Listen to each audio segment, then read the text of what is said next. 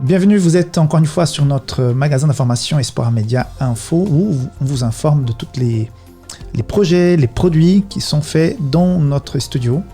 Et aujourd'hui, encore une fois, j'ai quelqu'un qui est déjà pas mal habitué à l'émission, n'est-ce pas Yolande ? Effectivement, bien habitué maintenant. Oui, tu es présente à chaque émission, super, et tu nous apportes toujours des très bonnes choses, et je pense que c'est le cas aujourd'hui. Et j'ai aussi aujourd'hui le plaisir d'accueillir Benjamin Calmont. Comment ça va ? Salut Rixan, ça va très bien, merci. Donc nous allons parler de ta chaîne YouTube tout à l'heure et d'un super projet que nous mettons en place en partenariat, donc merci de ta présence. Avant de donner parole à mes invités aujourd'hui, je voudrais donc commencer en parlant de nos plateformes, donc préparez-vous.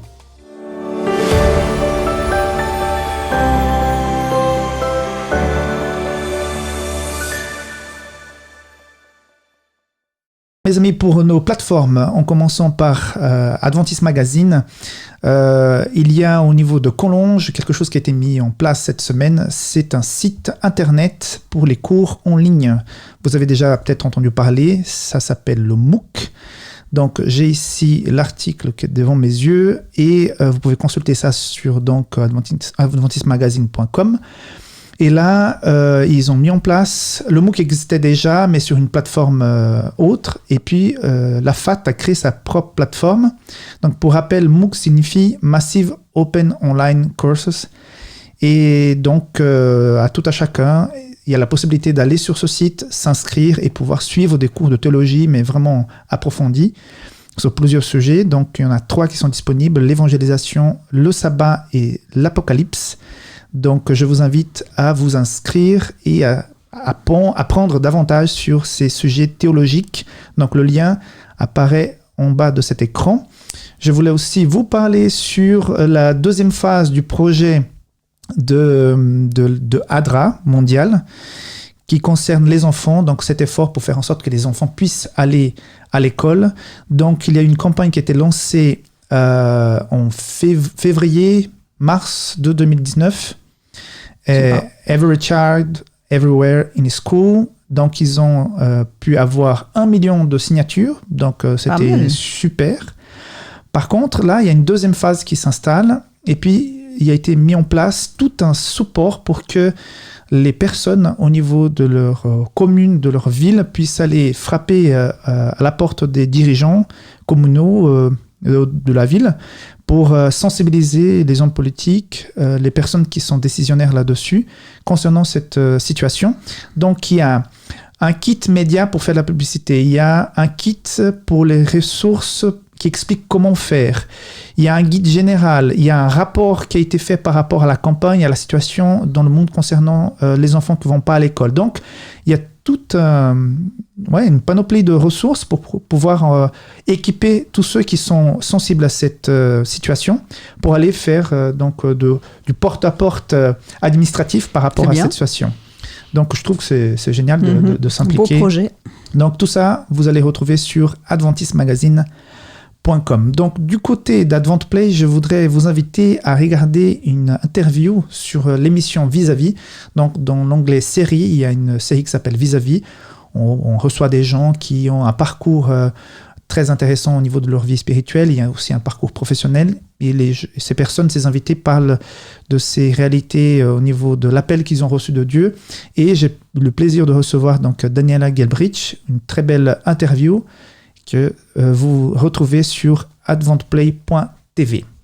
Et du côté de YouTube Sport Média, sabbat prochain, rappelez-moi, c'est le 24, aidez-moi s'il vous plaît. Oui, tout à fait, le 24 octobre. C'est le sabbat spécial au niveau de l'Église mondiale. Aidez-moi mes amis, à de la création. Ah oui, j'ai vu. J'ai vu des programmes pour les enfants en fait qu'ils ont préparés. Voilà, très bien. Donc on commence à s'habituer tous les ans.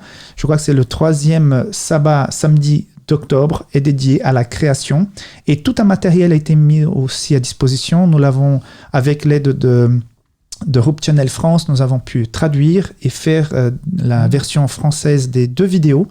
D'ailleurs, il y a un pasteur qui m'a bluffé. Il a fait... Je vous invite donc à regarder sur la chaîne YouTube d'Espoir Média.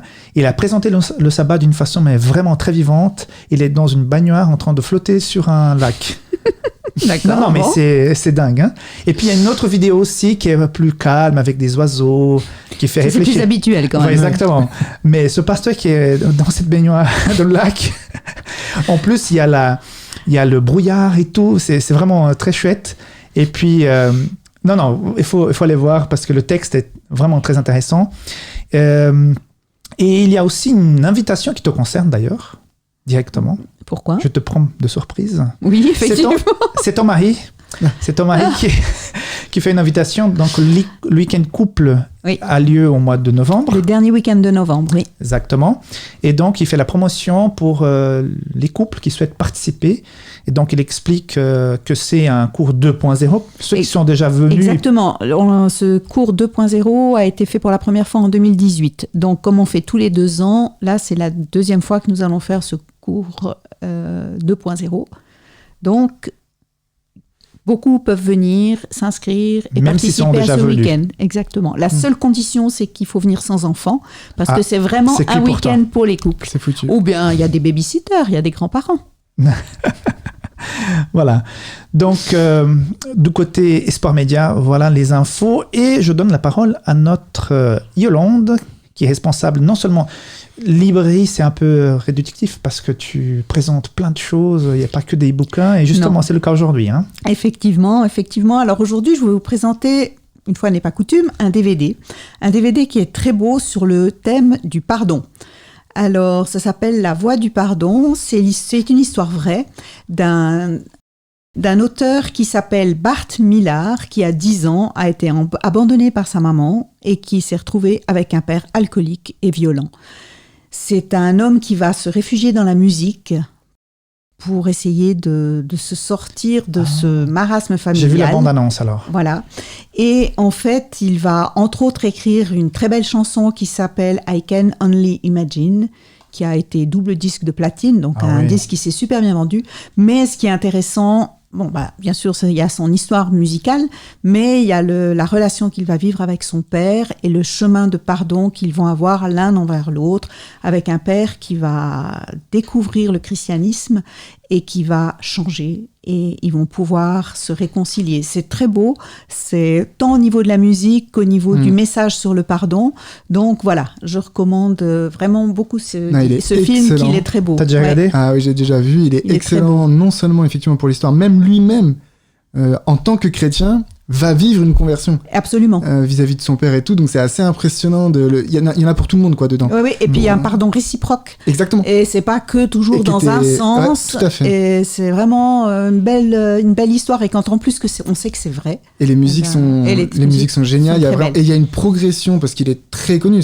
Il me semble, c'est dit dans le film, c'est la chanson qui a été le plus traduite dans le monde. C'est possible, oui. Tout court. C'est possible. Et d'ailleurs, la fin du film, quand il y a la musique, elle est magnifique. C'est super. Wow. Et ça donne envie. Et il y a vraiment, même lui-même, on voit sa progression dans sa carrière musicale, qui essaye de percer dans le monde chrétien.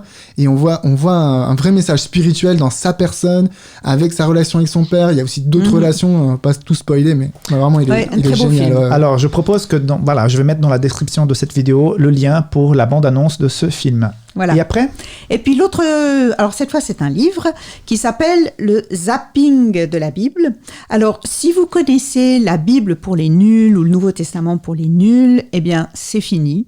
Maintenant c'est le Zapping de la Bible. C'est écrit par Éric Denimal, par le même auteur. Et puis franchement, c'est vraiment super. C'est vraiment un livre magnifique parce que vous pouvez tout trouver sur la Bible. Les histoires, les épisodes les plus connus, les livres bibliques. Et puis on se dit, oui, c'est du zapping, c'est du léger. Franchement, non. Alors, bien sûr, si vous ne connaissez rien à la Bible, ça va vous donner les bases. Mais si vous connaissez bien votre Bible, eh bien, vous allez aussi trouver des infos qui vont vraiment être utiles. Et puis, c'est présenté de 1001 manières. Alors déjà, il y a beaucoup d'images. Je ne sais pas si on peut voir à l'écran. Et puis, c'est des petits chapitres. Alors, c'est du zapping, c'est court. Mais vous avez plein d'infos sur beaucoup de sujets, sur, une page bien imagée. Pourquoi ce livre a été écrit, qui sont les personnages, des grilles de lecture. Enfin, voilà. Il y a vraiment, c'est une mine d'infos. Et puis, il a l'avantage, c'est qu'en mettant le zapping de la Bible, c'est un peu plus vendeur, parce que la Bible pour les nuls, je sais qu'il y a des gens qui trouvaient que non, c'était pas c'était pas un bon titre, on avait l'impression d'être nul. Tandis que là, avec le zapping de la Bible, on arrive à vraiment à faire quelque chose de bien, plein d'infos. Je recommande vraiment. Donc c'est une introduction de la Bible, mais costaud, quoi. Ah oui, absolument. La couverture est géniale, hein. Ah oui, j'ai beaucoup aimé aussi. Ah non, c'est vraiment très très bien fait. Et puis voilà, c'est moi, donc je vois un livre. En tant qu'animateur EDS, par exemple, exactement. pour les enfants et tout. Et des fois, on sait quelque chose quelque part, mais on n'a pas le détail. Et là, je vois, on va donner. Ah oui, tiens, c'est vrai, c'était ça. Oui. Je trouve que c'est le genre de livre qu'il faut avoir dans sa bibliothèque parce que. Ressources. Voilà, merci beaucoup pour ces belles recommandations. Ça donne envie, hein, en tout cas. Alors, j'ai Benjamin avec moi aujourd'hui. Alors, comment te présenter ? Donc, tu es l'ancien directeur de la maison d'édition Vie Santé en France. Exact. Tu es aussi, je vais te dire tout, hein, tu as fait aussi la théologie à Collonges. Exact. Donc, Un petit quiz, vas-y, voilà. Tout ce que tu as de juste. Et puis, marié, père d'un enfant et un deuxième qui est en route. Exactement. Voilà, marié à une médecin. Ah ça, je savais pas la deuxième chose. Ah, c'est vrai, alors mince, désolé. Ah bah voilà, c'est le... L'annonce est récente. Hein, Ouais. D'accord, ok, magnifique. Voilà, père de 2 enfants. Et puis, Toulousain. Toulousain, né à Toulouse. Après, j'ai pas grandi à Toulouse, mais Ah né à d'accord. Toulouse. T'as grandi en région parisienne, non? Non, j'ai grandi en Nouvelle-Calédonie. Ah d'accord, bah ça je savais Tu prends le pas. Pacifique, au milieu, paf. Paf. Ok, donc t'as la chaleur des îles dans les veines, quoi. Ouais, peut-être pas dans les veines, mais sur la peau en tout cas. Sur la ouais, peau. Et puis, bon, tu as eu aussi un passage un peu plus moins gai dans la vie, où tu étais un peu, on va dire, en égarement. Et finalement, il y a eu une rencontre dans ta vie qui a changé tout, quoi. Bah justement, le retour, enfin quand on passe de Nouvelle-Calédonie à Toulouse, hein, Toulouse c'est une super ville, parce que quand on est revenu habiter à Toulouse, bah, ça n'a pas été super facile pour un gamin de 13-14 ans de s'acclimater et tout ça. Donc oui, j'ai eu une petite période, une adolescence un peu difficile, délinquante. Turbulente. Voilà, turbulente. C'est joli, c'est joli. C'est turbulent. Puis après, effectivement, j'ai quitté Toulouse, je suis parti à Paris, et là, j'ai vraiment rencontré le Seigneur, rencontré Jésus dans ma vie. Un grand balayage, transformation, et puis après, je suis venu à Collonges pour étudier la théologie, et je suis un peu tombé amoureux non seulement de la Suisse, mais aussi d'une Suissesse. Et donc, je me suis installé dans les environs. Très bien. Et en parlant de théologie, justement, tu animes une chaîne YouTube qui s'appelle Théologie pour vulgariser la théologie. Ouais. Voilà. Et quand je regarde un peu déjà les vignettes et les titres, l'âme immortelle, l'éternité relative, l'enfer, séjour des morts, la Guéhenne et ce lac de feu. Donc, ça y va. Quel est le public de ta chaîne, quel est l'objectif? Pourquoi animer une chaîne YouTube? Alors déjà, je précise, la chaîne, c'est Théologie avec un J-I à la fin. Oui. Donc c'est une mauvaise orthographe, mais parce qu'en fait, je m'appelle Benjamin, et Benji, c'était mon petit surnom, et il y a des gens qui trouvaient que c'était trop long, hein, déjà, donc ils m'ont appelé juste J. Et en fait, justement, à Collonges, c'était des amis qui m'appelaient souvent J, puis c'est resté, il y a plein de gens qui m'appellent J aujourd'hui. Donc, quand j'ai cherché un nom pour une Bible, pour la chaîne, au début, j'avais pris CQFD Bible, le côté démonstration. C'est un peu ça l'idée de la chaîne, c'est démontrer les choses. Puis CQFD, c'était trop courant, et je me suis dit, théologie, moi, on m'appelle J. Voilà, j'ai fait théologie. Donc, c'est là d'où ça vient, théologie. Donc, ça s'écrit J-I à la fin. Voilà, ça c'est pour les gens qui vont chercher après, qui comprennent pourquoi. On mettra le lien aussi en bas. Hein. Voilà, super, très bonne idée. Et alors là, tu as cité plusieurs textes parce qu'en ce moment, il y a une série complète. Je suis en train de vraiment faire une série en mode podcast sur le thème de l'enfer. La série, elle s'appelle « Et si l'enfer n'existait pas ?» D'accord. Et en fait, la chaîne, de manière générale, je fais ce qu'on appelle de la vulgarisation biblique, théologique. Je prends des thèmes de la Bible, donc de théologie chrétienne, et j'essaye de les rendre accessibles. Donc ça passe par un petit jeu d'acteurs avec de l'humour dans certaines des vidéos. J'essaye aussi beaucoup les codes vraiment de YouTube, avec ça va assez vite, c'est très rythmé, et c'est vraiment de faire des vidéos assez courtes. Donc c'est pas une prédication, c'est pas un culte, faut pas aller là pour ça. C'est vraiment le côté je découvre quelque chose, et c'est très dans l'argumentation et la démonstration. Bible à l'appui, parce que c'est ça la source, mais je prends aussi le temps d'aller dans le grec, d'aller dans l'hébreu, d'utiliser des outils comme l'exégèse, l'analyse narrative, vraiment des outils de théologie. Donc c'est pas parce que c'est de la vulgarisation que on parle à un enfant de 7 ans. Il y a aussi l'idée de faire découvrir aux gens, quand on dit qu'on étudie la Bible, qu'est-ce qu'on utilise pour étudier la Bible? Est-ce que c'est juste j'ouvre un texte et j'imagine qu'il y a quelque chose d'écrit et puis si ça me plaît, voilà? Ou non, il y a vraiment des éléments dans le texte qui nous permettent d'en sortir des doctrines, ce qu'on appelle l'exégèse. Donc j'essaie à travers cette chaîne aussi d'habituer les gens aux moyens d'étudier la Bible et tout ça. Donc j'ai des vidéos qui traitent quand même de... Je m'interdis aucun sujet. Les sujets viennent souvent c'est les commentaires des gens. Ouais, exactement, je dis souvent dans mes vidéos, voilà, si vous avez un sujet que vous voulez traiter, je reçois des mails sur Instagram, Facebook, des gens qui m'écrivent, qui me disent est-ce que tu peux faire ça? Je dis tiens, ça c'est un bon sujet. Et là tu pars. Et là je pars. Et ce qui s'est passé, c'est que j'ai fait 2 vidéos sur le thème de l'enfer, sur lequel j'ai eu vraiment beaucoup de commentaires, même très agressifs sur certaines choses et tout ça. Et je me suis dit, il faut que je prenne le temps d'expliquer. Donc j'ai fait des courtes vidéos sur des thèmes bien ciblés, comme tu l'as dit, voilà, le grincement de dents. Les gens croient que le grincement de dents, c'est un symbole de souffrance. Alors que dans la Bible, c'est pas du tout le cas. Et quand on prend les textes, on se rend compte qu'effectivement, ça n'est pas du tout le cas. Donc voilà, c'est une vidéo, je pense que ça fait un peu moins de 20 minutes, sur les textes qui parlent du grincement de dents. Et là, on prend le temps de parcourir la Bible. Donc là, c'est plutôt en mode podcast, Bible ouverte, comme si on était dans mon bureau à côté de moi. Mais j'ai d'autres vidéos où c'est plutôt plus rigolo. Où, y a une... Oui, tu joues un personnage de banlieue qui pose des questions un peu comme ça et tu essaies de lui répondre. Ouais, j'ai des abonnés des fois qui me disent je vous aime bien tous les deux, tu passeras le salut à ton collègue. Des fois, je sais pas si c'est sur l'humour ou s'ils ont pas compris que c'était la même personne. Mais en tout cas, je vois que, par exemple, cette vidéo où tu parles de grincement de dents, elle a été publiée il y a une semaine, il y a 1400 vues déjà, et je vois que la chaîne a déjà 10 000 abonnés, donc ça marche quand même alors. On a fêté les 10 000 abonnés il y a pas longtemps, c'était assez... et ça, j'ai envie de dire vraiment, c'est un miracle de Dieu, parce que... vers la fin de l'été de cette année, j'ai dit au Seigneur, allez, je m'y mets à fond. Parce que pendant toute l'année dernière, dans 2019, j'ai pas pu publier de vidéos parce que j'étais très occupé quand j'étais directeur de la maison d'édition. Ça a été une vraie frustration pour moi de pas faire ça, quoi. Et du coup, j'ai arrêté ce poste-là et je me suis dit, voilà, je suis à la maison, j'ai du temps, allez, je me donne à fond parce que j'aimais beaucoup faire ça. Et donc, j'ai dit au Seigneur, allez, moi j'y crois, que c'est mon ministère, que j'ai un appel pour faire ça. J'aime beaucoup, j'ai beaucoup de retours, de vrais échanges avec ma communauté. Donc je me mets à fond, vas-y Seigneur, aide-moi. Et en fait, 10 000 abonnés, c'est un stade pour YouTube à atteindre pour pouvoir avoir accès à tout un tas d'options par rapport à la gestion de ta chaîne qui t'offre des vrais avantages dans la visibilité. YouTube va te mettre en avant. Donc j'ai dit au Seigneur, allez, c'est mon objectif, 10 000 avant la fin de l'année. Et donc j'ai publié même un post là-dessus en invitant ma communauté à partager mes vidéos, à inviter leurs amis à s'abonner et tout ça. Et dans ma tête, je me disais, ça marchera pas. Moi, franchement, si à la fin de l'année, j'atteins 5000 abonnés, 5000, c'est déjà une grosse communauté, c'est vachement bien, j'étais content. Et voilà, on est en octobre et j'ai eu les 10 000 abonnés. Alors j'ai une vidéo en fait qui a fait un buzz, entre guillemets, plus de 120 000 vues, donc ça c'était assez énorme. Et via cette vidéo, les gens sont allés voir les autres vidéos, ils ont beaucoup aimé, se sont abonnés, ont commenté, et ça a créé une vraie dynamique.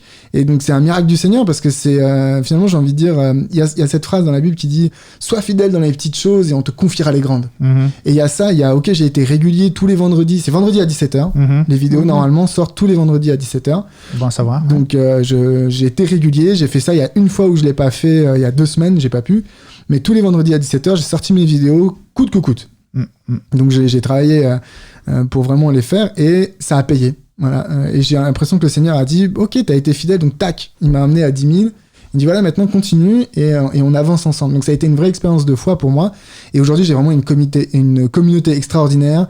J'ai vraiment de toutes les confessions, des catholiques, des protestants, il y a des adventistes aussi. J'ai des musulmans qui m'écrivent régulièrement en me disant t'es la seule chaîne chrétienne que j'écoute. Donc super, c'est des vrais encouragements. Je reçois des mails, des messages directs à Instagram, des choses comme ça. Donc je passe beaucoup de temps en fait si vous venez sur ma chaîne, vous venez mettre un commentaire, vous verrez, il y a de grandes chances que je vous réponde.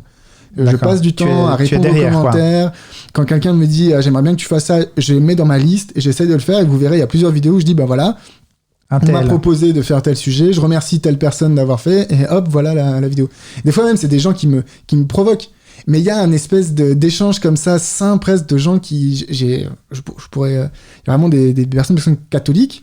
Et donc du coup, sur ma chaîne, il y a vraiment des doctrines qui sont en opposition avec leurs croyances. Mais ils viennent sur la chaîne à chaque vidéo. On discute. Ils attendent la vidéo pour voir. Tu fais de la discussion en direct ? Alors en direct, non parce que je fais pas de live. Vendredi soir, c'est compliqué, et puis un autre jour de la semaine. Mais les vidéos sont mises en première, donc elles apparaissent. Les gens sont avertis qu'il va y avoir la vidéo qui sorte. Et donc là, il y a des gens qui discutent, mais c'est souvent après. D'accord. Une fois que la vidéo est publiée, mais les gens savent. C'est-à-dire qu'ils savent, OK, le vendredi, il va publier. Et souvent, le vendredi à 20h, j'ai une dizaine de commentaires et c'est régulièrement les mêmes personnes. Et pour dire, j'ai eu des contacts avec des pasteurs qui m'ont même contacté via Facebook en disant, voilà, je suis tombé sur ta série, des pasteurs non adventistes, donc vraiment d'autres confessions, qui me disent, ouais, ça m'a remis en question, mais alors tu fais quoi de ce texte, et bam, bam, il y a des échanges. C'est super. Il y a vraiment un pasteur, j'ose le dire, mais un pasteur... non, peut-être pas. Il y a un pasteur avec qui j'ai vraiment des bons échanges jusqu'à aujourd'hui sur WhatsApp. On s'échange beaucoup de messages. Et à chaque fois que je sors une vidéo, il me dit j'ai été vraiment touché par ça, mais comment tu expliques ça? Et voilà, c'est un pasteur pour qui était sur YouTube, d'une autre confession, pour qui j'avais beaucoup de respect. J'étais abonné. C'était un peu mon modèle de pasteur youtubeur, quoi. Et voilà qu'il devient abonné chez toi. Et c'est ça le plaisir pour moi, que cette chaîne elle soit utile quelque part, qu'elle touche les gens, pas juste genre ouais j'ai 10 000 abonnés, j'ai fait 3 000 vues, 100 000 vues. Ça fait plaisir, hein, faut pas se mentir. Mais si ça s'arrête là, c'est dommage. Mais le côté contact, échange, donc si les gens viennent sur ma chaîne, mais ils peuvent venir commenter. Moi j'aime beaucoup, il y a des gens qui bloquent les commentaires, non moi, allez-y, commentez. On y va. Par contre, c'est mon esprit un peu curieux, c'est quelle émission qui a fait le buzz? Ah c'est facile, j'ai fait une émission sur le nouvel ordre mondial. Ah, ouais. Donc en fait j'avais eu des discussions dans les semaines précédentes avec des personnes sur mon point de vue sur le nouvel ordre mondial en prenant vraiment les textes de Daniel et Apocalypse. Est-ce qu'on voyait? Donc spoiler, la réponse pour moi était non. La théorie collait pas avec juste la narration de la prophétie. Donc j'ai fait une vidéo sur mes 5 arguments sur pourquoi est-ce que pour moi ça colle pas, et forcément YouTube il a vu Nouvel Ordre Mondial, paf, il m'a mis avec d'autres vidéos, donc il a vu Chrétien Nouvel Ordre Mondial, il m'a mis, et alors ce que YouTube aime bien, c'est que quand il te propose une vidéo, tu cliques dessus. C'est-à-dire, si il te propose et que tu cliques pas, ça veut dire que pour lui la vidéo est nulle et il la met de côté. Et là en fait il y a eu un gros retour, et ce qui m'a beaucoup impressionné, c'est que souvent dans les milieux chrétiens, la question du nouvel ordre mondial, les gens ont des idées fixes. Et ce que j'ai proposé était vraiment une alternative. Il y a beaucoup de gens qui ont aimé le contenu de la vidéo et qui se sont abonnés. Et j'ai même des pasteurs qui m'ont écrit derrière en me disant « Ah, mais vraiment, ton approche, ça change de ce que j'entends d'habitude, c'est biblique, c'est vachement bien. » Donc, c'est pas juste le côté buzz, c'était le nouvel ordre mondial. Il y a le côté fond qui a interpellé les gens. D'accord. Voilà. Il faut... Et 666, j'ai fait une petite vidéo sur 6. J'imagine. Voilà, il y a des petites vidéos buzz comme ça, il faut savoir, j'en fais une par mois, il y a une petite vidéo sur Satan, sur ces choses comme ça. Ça marche bien, ça fait drainer du public, et derrière, je me fais des vidéos, je me fais un peu plus plaisir technique. D'accord. Et justement, en parlant de production, il y a un partenariat entre Espoir Média et... oui. Ah, je parle de ça. Oui, on parle de ça. Justement, aujourd'hui, on a pris le temps ce matin de pouvoir travailler sur ce partenariat. Donc, on a déjà fait des tests. Alors, explique-moi, qu'est-ce que tu vas proposer pour cette série chez Espoir Média? Alors, c'est une série sur le thème de la prophétie. Donc, l'idée, en fait, c'est d'aborder la question de la prophétie. Dans nos milieux, on est assez... à l'aise. On entend souvent parler Daniel, Apocalypse, les bêtes et tout ça. Et l'idée, c'est de partir non pas pour des gens qui maîtrisent les textes et qui veulent aller dans les débats des détails, mais plutôt de se dire quelqu'un qui a peut-être déjà entendu parler de certains éléments, le mot Apocalypse, Armageddon, ça lui dit quelque chose, mais qui n'a jamais vraiment pris le temps d'ouvrir le texte. Comment est-ce qu'on pourrait l'intéresser? Il a vraiment lui donner envie, il disait, voilà, il y a un intérêt à étudier la Bible, tu vas découvrir quelque chose. Et donc l'idée, c'est de dire comment Dieu se révèle à travers ses prophéties. Qu'est-ce que j'apprends sur Jésus-Christ, sur le salut, sur le ministère? À quoi ça sert dans ma vie à moi d'étudier la prophétie? Est-ce que vraiment je suis invité à le faire? Donc l'idée, c'est de prendre ça en 13 épisodes. 13 épisodes, oui. Découpés en 13 épisodes qu'on peut faire en petits morceaux et qui vont sous forme d'un dialogue entre deux personnes. Peut-être j'en dis pas trop, vous gardez un petit peu la surprise, non? Oui, exact. Mais un dialogue entre deux personnes dont une personne s'intéresse et l'autre essaye de préserver cet intérêt en lui donnant tout un tas d'informations. On va pas vraiment prendre le texte de Daniel 8, aller voir dans l'hébreu, est-ce qu'il est écrit ceci, cela. Non. C'est vraiment prendre le sens du texte, la narration, encore une fois. Qu'est-ce que la prophétie nous emmène dans quelle histoire? Parce que c'est ça, la prophétie, c'est plein de symboles. Donc c'est une histoire derrière, comme on raconterait une histoire à un enfant. Mais pourquoi est-ce que Dieu me raconte cette histoire-là? Qu'est-ce que je vais découvrir dans cette histoire-là? Au-delà du détail historique auquel moi je crois profondément, au-delà de ce détail historique-là, qu'est-ce que j'apprends de moi, de la terre, de l'humanité, de Dieu? Donc voilà, sur 13 épisodes avec un petit fil rouge, donc à découvrir très bientôt. Je me réjouis de découvrir. Oui, ça se prépare. C'est bien. En tout cas, en ce moment, ça s'écrit. Hein? Il y a un gros travail d'écriture, donc ouais, je te remercie pour ce travail que tu fais en ce moment. Voilà, mes amis, vous avez compris, Espoir Média continue de proposer de nouveaux contenus. On a donc la collaboration de Benjamin actuellement.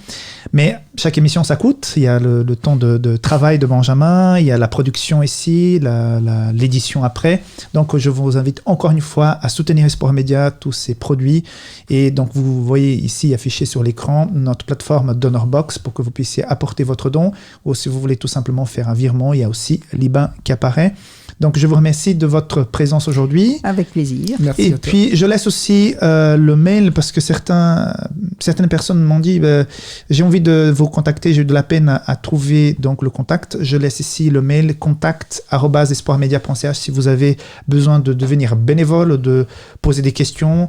On va essayer de répondre comme Benjamin le fait pour que vous puissiez savoir comment aider Espoir Média. Voilà mes amis, merci beaucoup de votre présence et je vous dis à la prochaine. Merci de votre fidélité. Ciao.